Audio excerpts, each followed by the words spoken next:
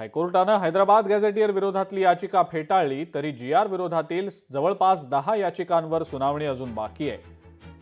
OBC अभ्यासक मृणाल ढोले पाटील यांनीही या संदर्भातली प्रतिक्रिया दिलेली आहे. धोत्रेंची याचिका काही चुकांमुळे फेटाळली गेलेली असून याचिका फेटाळली तरी ओबीसी समाजावर अन्याय होणार नाही. मराठा समाजाचा कुठेही विजय झालेला नाही. ओबीसी समाजानं अफवांवर विश्वास ठेवू नये असं आवाहन ओबीसी समाजाला मृणाल ढोले पाटील यांनी केलेलं आहे.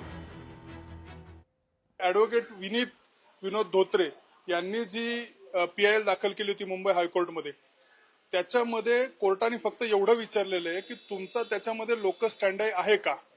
त्याच्यामध्ये असं झालं की कोर्टाने विचारलं की तुमचे हक्क काय बाधित होत आहेत का, तुमचं काही नुकसान होतंय का. तर ते म्हणले की नाही होते. ते म्हणले तुम्ही ओबीसी आहात का. ते म्हणले नाही मी ओबीसी नाहीये, मी एससी समाजाचा आहे. ते मग तुमचे काहीच हक्क होत नाहीये, तुमचा लोकल स्टँडच नाही. ही जनहित याचिका करण्यामागं तुम्हाला काही लोकच नाही, म्हणजे तुमचं त्यात काही एम नाही दिसत आहे, तुमचं नुकसान कुठं होत नाहीये. त्यामुळे तेवढंच फक्त मुद्द्यावर ही याचिका फेटाळलेली आहे. याच्यामध्ये कुठेही जी.आर.वर, हैदराबाद गॅझेटियरवर, कार्यप्रणालीवर आणि त्याच्या वैधतेवर, मेरिटवर कुठेही चर्चा झालेली नाहीये. लोकशाही मराठी ऐका, पहा, जागरूक रहा.